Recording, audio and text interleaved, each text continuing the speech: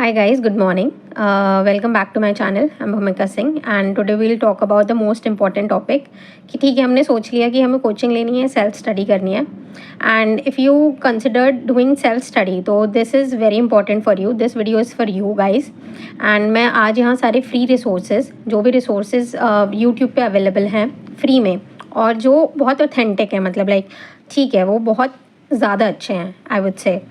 ठीक है तो उसके बारे में मैं बात करूँगी and I will tell you हर एक सब्जेक्ट का कि आपको कहाँ से कैसे पढ़ना है और कैसे नहीं क्या नहीं करना है. ये मैं बोलूँगी कि मोस्टली प्रीलिम्स ओरिएंटेड रिसोर्सेज रहेंगे.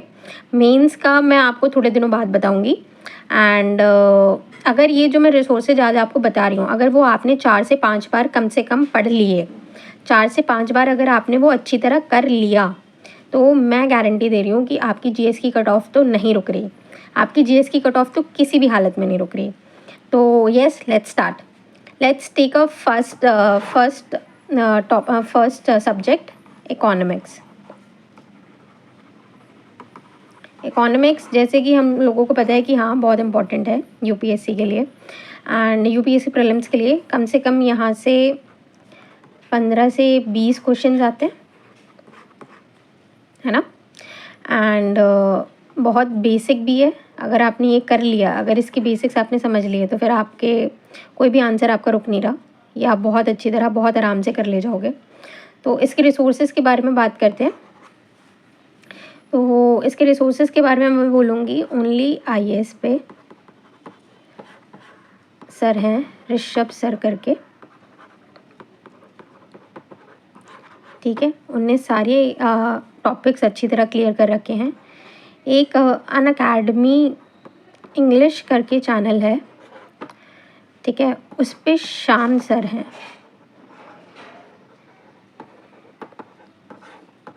उन्होंने भी वहाँ पे टॉपिक्स क्लियर कर रखे हैं एंड इसके अलावा ये तो यूट्यूब की फ्री वीडियोस के बारे में बता दिया जो आपको खुद पढ़ना है.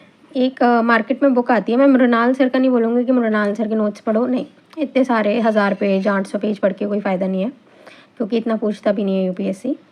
शंकर गणेश करके एक बुक आती है ठीक है. आई गेस वो 200 की बुक मतलब लाइक 200 समथिंग की पेजेस की बुक होगी एंड दैट इज़ इनफ. मैं बता रही हूँ कि अगर आपने ये टॉपिक्स कर लिए शंकर गणेश कर लिया और एनसीईआरटीज़ कर ली 11th एंड 12th की जो माइक्रो एंड मैक्रो हैं. इकोनॉमिक्स के लिए अगर आपने बेसिक्स के लिए ऋषभ सर की वीडियो देख ली ओनली आईएएस की एंड अकेडमी इंग्लिश के श्याम सर की भी वीडियोस हैं वो भी बहुत अच्छा समझाते हैं. अगर आपने ये देख लिया आपने बुक पढ़ ली शंकर गणेश और एनसीईआरटीज़ पढ़ ली माइक्रो और मैक्रो ठीक है और पिछले 10 ईयर्स के पीवाईक्यू कर लिए then you are sorted for economics. Economics में प्रीलिम्स के लिए इससे बाहर जाने की कहीं ज़रूरत नहीं है. यही सब इम्पोर्टेंट है. बस इसी को 4 बार पढ़िए एंड इकोनॉमिक्स आपकी सॉर्टेड है. ठीक है now let's go to another subject जो सबका ही फेवरेट होता है और मेरे को लगता है कि ठीक है यार थोड़ा आसान भी है. इकोनॉमिक्स मेरे लिए बहुत आसान था बट नेक्स्ट सब्जेक्ट मुझे लगता है सबका फेवरेट है पॉलिटी है ना. तो पॉलिटी के लिए सबको पता है लक्ष्मीकांत. इसमें तो मतलब कोई डाउट ही नहीं है. ये तो आपको पढ़नी ही है. इसका कोई सब्स्टिट्यूट नहीं है. फिर मैं बोलूँगी कि एनसीईआरटीज़ 11th 12th की क्योंकि आजकल जो कॉन्स्टिट्यूशनलिज्म और जो थोड़े फिलोसफिकल क्वेश्चंस आ रहे हैं वो आपके एनसीईआरटी से ही क्लियर होंगे क्योंकि उसमें थोड़े बेसिक्स से और मैं बताऊंगी थोड़ी कॉन्सेप्चुअल बातें कर रखी हैं. कॉन्सेप्ट्स को ज़्यादा क्लियर कर रखा है एनसीईआरटीज़ में. तो NCERT is also very important. अब आ जाते हैं यूट्यूब वीडियोज़ पे. तो वही ओनली आईएएस पे आदित्य सर हैं एक. उनने लक्ष्मीकांत की पूरी सीरीज़ करा रखी है. ठीक है उनने सारे चैप्टर्स करा रखे हैं इसके. और जो हमें बहुत डाउट रहता है कि यार हमने ये सब तो कर लिया अब जो क्या कहते हैं वो सॉरी अनअकैडमी इंग्लिश पे ही पॉलिटी के सर हैं, आई गेस उनका नाम मुझे याद नहीं आ रहा, उनका भी नाम एस से ही स्टार्ट होता है, ठीक है। तो उनने वहाँ पे पूरा बेयर एक्ट करा रखा है। तो बेयर एक्ट आपने कर लिया, आपने एनसीईआरटीज कर ली, लक्ष्मीकांत कर ली, और लक्ष्मीकांत में अगर आपने इन सर के साथ मतलब लाइक इन सर के लेक्चर्स के साथ इसको वो इंक्लिकेट कर लिया, इंक्लूड कर लिया, तो then you are sorted for polity also, ठीक है। PYQs तो मुझे बार बार बोलने की ज़रूरत नहीं है, PYQs तो हैं ही इंपॉर्टेंट, PYQs तो आपको करने ही हैं, वो तो मतलब कोई उसमें डाउट ही नहीं है। पॉलिटी के लिए आपने ये भी 4 बार कर लिया, you are sorted for polity as well, ठीक है। Now let's go to next subject जिसमें सबको डर लगता है आजकल, ज्योग्राफी। ज्योग्राफी के लिए ज़्यादा कुछ नहीं है, ज्योग्राफी के लिए यूट्यूब पे अवेलेबल हैं सुदर्शन सर की क्लासेस, ठीक है,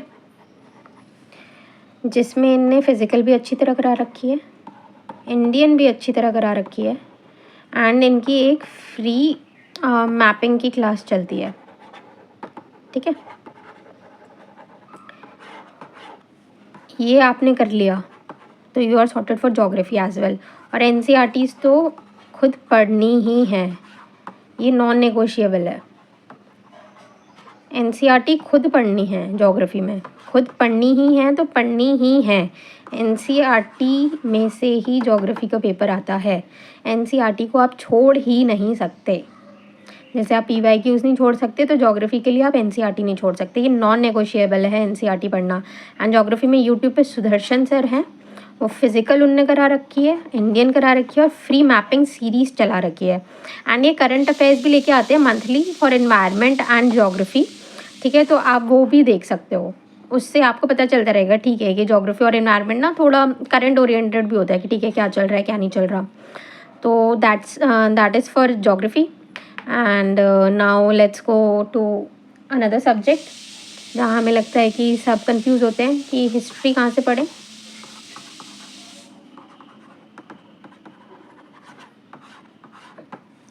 तो हिस्ट्री के आई वुड से कि अगर आपको जो भी उसके बेसिक्स हैं, ठीक है, वो तो एनसीईआरटी से ही क्लियर हो जाएंगे। एंशिएंट के लिए RS शर्मा होती है, मिडिएवल के लिए सतीश चंद्रा, एंड मॉडर्न के लिए स्पेक्ट्रम। ये सब आपको खुद पढ़ना है। हिस्ट्री के लिए मैं बोलूँगी यूट्यूब पे चीज़ें अवेलेबल हैं, जो आपको पसंद है, और मैं कह रही हूँ जो आपको समझ में आए। लेक्चर्स हैं इसके भी, हिस्ट्री के भी, बट मैंने हिस्ट्री खुद पढ़ी थी, ठीक है, मैंने कोई लेक्चर्स नहीं देखे थे हिस्ट्री के लिए और फैक्ट्स याद करने के लिए। ल्यूसेंट बेस्ट बुक और हिस्ट्री, मैं और सब्जेक्ट्स के लिए नहीं कह रही, हिस्ट्री के लिए कह रही हूँ। इसमें से क्वेश्चन आते हैं, फैक्ट्स आते हैं। और आजकल जो न्यू एनसीईआरटीज़ आई हैं ना 11th-12th की, वो भी बहुत इंपॉर्टेंट है फॉर मैप्स एंड लोकेशंस,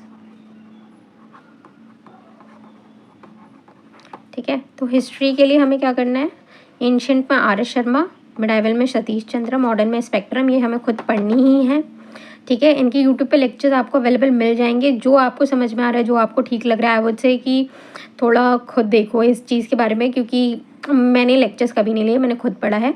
और फैक्ट्स के लिए मैंने ल्यूसेंट पढ़ी है, ठीक है, ये भी नॉन नेगोशिएबल है। और न्यू एनसीईआरटीज़ 11th-12th की आई हैं, वो भी बहुत इंपॉर्टेंट है, वहाँ से भी बहुत क्वेश्चंस बनते हैं, मैप्स और लोकेशंस है, जो उसके छोटे छोटे बॉक्सेस होते हैं साइड में, वो पढ़ना बहुत ज़रूरी है, ठीक है। और इसमें तो मैं क्या ही बोलूँ, इसमें मैं बोलूँगी कि 20-25 साल की PYQs कर लेना अगर टाइम है तो। 10 साल के तो करने ही हैं, वो तो नॉन नेगोशिएबल है, बट अगर 20-25 साल की हिस्ट्री में अगर आप PYQs कर लो तो देन इट्स वेरी गुड, ठीक है। Now let's go to science and tech. Science and tech मैं बोलूँगी मोस्टली सबको लगता है कि करंट ओरिएंटेड है, बस करंट अफेयर्स पढ़ लिया तो हो गया हमारा बेसिक्स इसके भी आपको क्लियर करने ही पड़ेंगे। बेसिक्स इसके क्लियर नहीं है, आपके क्वेश्चंस नहीं निकलेंगे। तो इसके लिए मैं बोलूँगी शिवन सर के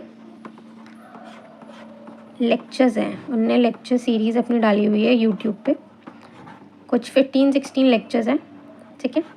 उसमें सारे बेसिक्स क्लियर हो जाएंगे आपके। 1-2 साल पहले डाला था उनने आई गेस, उससे बेसिक्स आपके सारे क्लियर हो जाएंगे। फिर आप करंट अफेयर्स पढ़ लो, फिर आपको सब कुछ समझ में आने लगेगा कि ठीक है यार कैसे चल रहा है और कैसे क्या वर्क होता है, कैसे क्या नहीं वर्क होता।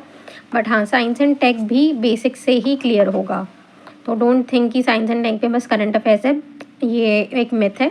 साइंस एंड टेक भी बहुत बेसिक्स इसकी भी बहुत ज़रूरी है। तो शिवन सर आई वुड से, इन्हें यूट्यूब पे अपनी फ्री सीरीज़ डाली हुई है, तो you can go out and check there, ठीक है। अगर ये आपने साइंस एंड टेक में कर लिया, you are good for science also. And last subject पे हम आते हैं एनवायरनमेंट। एनवायरनमेंट आई वुड से कि ये आपको खुद करना पड़ेगा। शंकर आई है, सबको पता है ये, ठीक है। 12th की एनसीईआरटी है एंड उसमें एनवायरनमेंट के चैप्टर्स हैं, ठीक है। लास्ट कुछ 4-5 चैप्टर्स हैं, वो आपको करने पड़ेंगे 12th की एनसीईआरटी से, शंकर आईएएस। एंड जो भी इसके मैं बोलूँगी नेशनल पार्क्स हैं, वाइल्ड लाइफ सेंचुरीज़ हैं और बायोस्फीयर रिजर्व्स हैं, इनका आपको रट्टा मारना पड़ेगा। अगर आप सीरियस एस्पिरेंट हैं तो national park, wildlife century और बायोस्फीयर रिजर्व, इनका आपको रट्टा मारना पड़ेगा। जो भी सीरियस एस्पिरेंट हैं वो रट्टा मारते ही हैं एंड दैट इज़ मतलब like non negotiable I would से। और PYQs आप इसके करिए बिल्कुल, मतलब वो तो इम्पॉर्टेंट हैं। तो इन्वायरमेंट आपको खुद करनी पड़ेगी। शंकर आईएएस एनसीईआरटी के कुछ इन्वायरमेंट के chapters, national park, wildlife sanctuary, biosphere reserve, ये बहुत इंपॉर्टेंट है, ठीक है। And last we go to current affairs I would say. Current affairs के लिए मैंने आपको पहले ही बोला था कि शुरू में आप स्टार्टिंग कर रहे हो तो न्यूज़पेपर आप डेली पढ़िए, ठीक है। एंड आफ्टर दैट जब न्यूज़पेपर से हो जाए तो डेली सुबह सुबह ना वो भी आता है, क्या कहते हैं,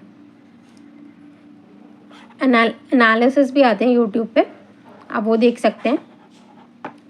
एंड मैंने जैसा कि बताया है कि इंस्टीट्यूट्स अपने लास्ट में डे के लास्ट में अपलोड करते हैं और इंस्टीट्यूट्स MCQs भी अपलोड करते हैं डेली 5 to 10, तो आप वो भी करिए, ठीक है। तो यस, मतलब लाइक यही सब है, यही सब इम्पोर्टेंट है। ये सब अगर आपने 4 times कर लिया, GS cut off clear with very good marks, ठीक है। वो आपकी कहीं नहीं जा रही, GS की कट ऑफ आपकी बहुत अच्छी तरह क्लियर है। तो या I would say then all the best, अच्छी तरह तैयारी करें। एंड अगर आपको मेरी वीडियोस अच्छी लग रही हैं तो please like, share and subscribe. And मैं और भी वीडियोस लेके आऊँगी। एंड अगर आपको किसी में भी डाउट है, कुछ भी है, तो यू कैन कमेंट डाउन, मैं उस चीज़ को, डाउट को रिजॉल्व करने की पूरी कोशिश करूँगी। And that's it from my side. I hope you all the good deeds and all the best. Keep learning and keep growing. Bye bye.